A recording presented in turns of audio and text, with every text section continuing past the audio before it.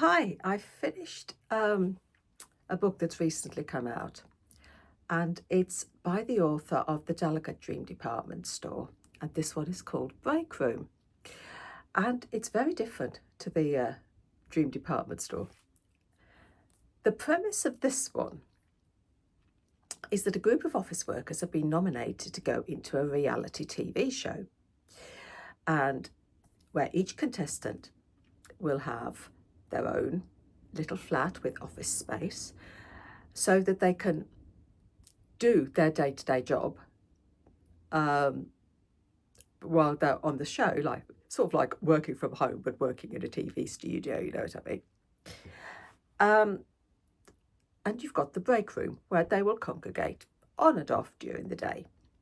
The show is called Break Room, like the book is called Break Room. Did I mention that? I can't remember.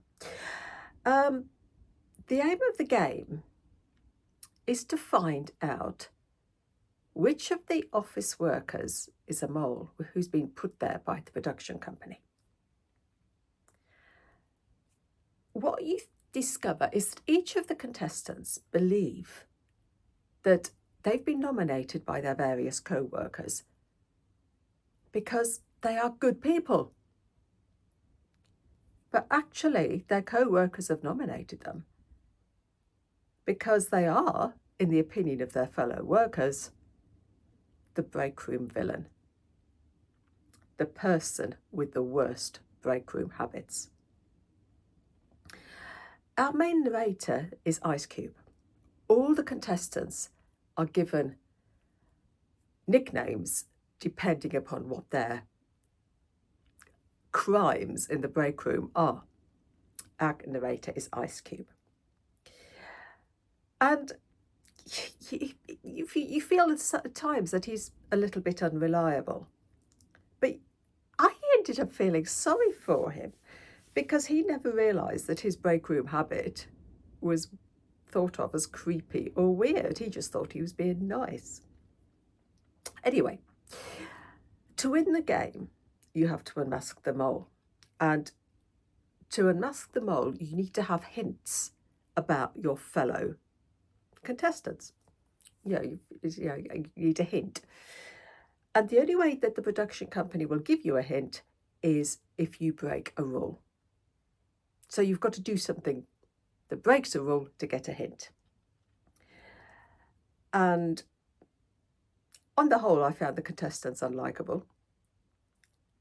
And it was interesting to watch various alliances. I suppose you could say it's a kind of mystery, but the reader doesn't get that much info to be able to work out who the mole is. I didn't think so anyway. I suppose in an office environment,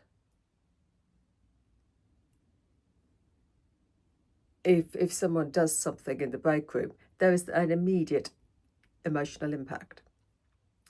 And the book is like that. You're not given an in-depth analysis. One of the characters will do something, there's a reaction, and that's it. So there's no backstory. You don't get to know the characters. So you can't work out who the mole is. Well, I couldn't. I didn't have a clue. But it didn't really matter because what you're left with is a really uncomfortable feeling. Not about the book, but about the office environment that, I've worked in various, I used to work in banking. Then I was a teacher, so there's staff room, there's the banking, break room type thing. So I've been a participant in break rooms.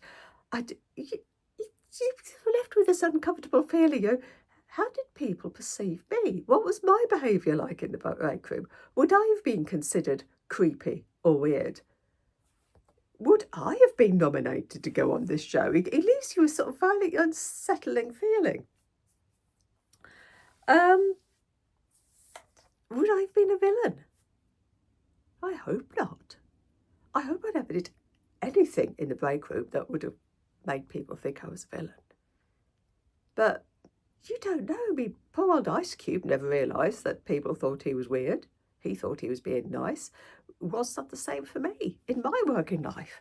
I don't know. So it's a very interesting book, but it does leave you with a very unsettling feeling because you think, well, it makes me ponder my own past working life. So that is Break Room. So happy reading. Take care.